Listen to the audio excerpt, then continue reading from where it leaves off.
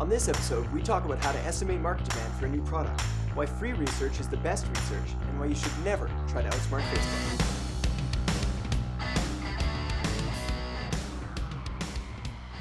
Hello and welcome, my name is Adam Erhart and you're watching AskAdamE TV, where I answer all your marketing, business, and entrepreneurship questions. Got a couple great questions to kick off this series, so without further ado, let's get to it.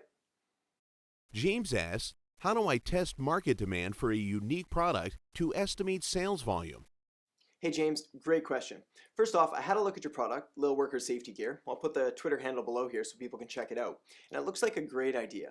My gut says there's going to be market demand for this. After all, keeping kids safe is pretty important, especially if you target the right people, like parents and grandparents.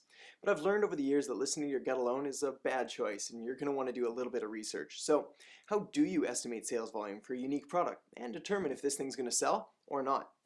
Well, the first question I would ask is, how unique is the product really? I mean, are there no other child safety gear products out there? Sure, there may not be this exact product out there, but are there comparable products you could take a look at?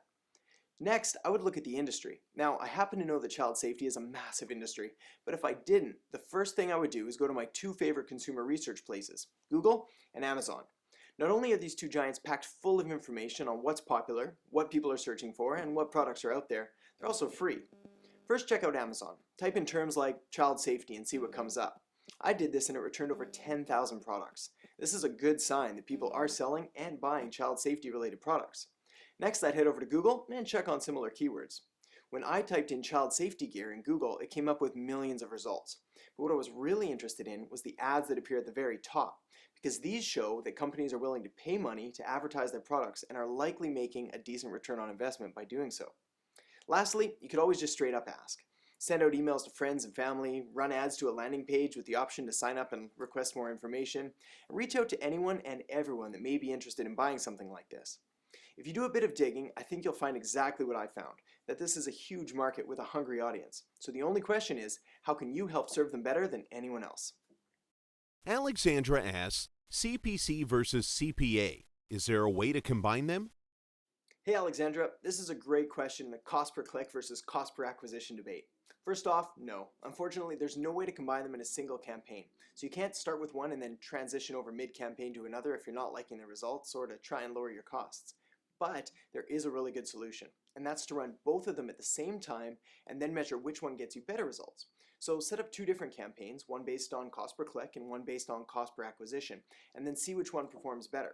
Once you've got that info, you can cut the loser and scale up the winner. But while testing is good and pretty much almost always advised when we're going to be running online advertising campaigns, there is an easy way to decide which one is going to be the best right off the bat.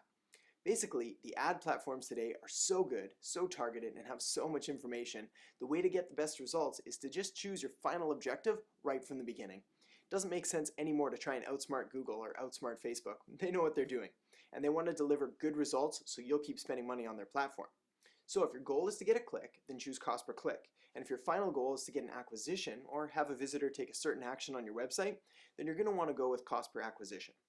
So that's it for today. If you have a question you'd like answered, then all you need to do is use the hashtag AskAdamE on Twitter and Instagram, and I will get you an answer.